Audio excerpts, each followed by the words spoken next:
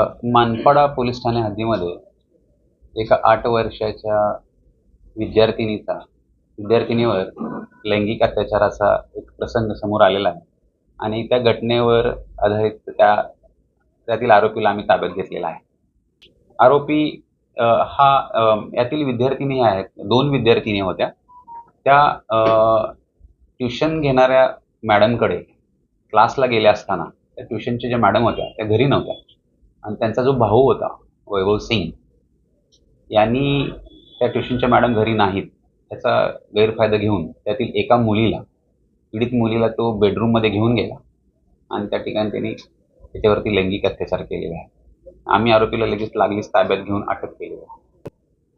आरोपीचं नाव आहे वैभव जितेंद्र सिंग, वय 19 वर्ष आहे आणि हे मुलीनं आपल्या घरी आल्यानंतर सांगितल्यानंतर तिच्या नातेवाईकांनी केलेल्या तक्रारीनुसार आपण गुन्हा तात्काळ दाखल केलेला आहे. आरोपीला कोर्टात हजर केलं. आरोपीला आम्ही कोर्टात हजर करून त्याची पोलीस कोठडी रिमांड मिळवत आहोत.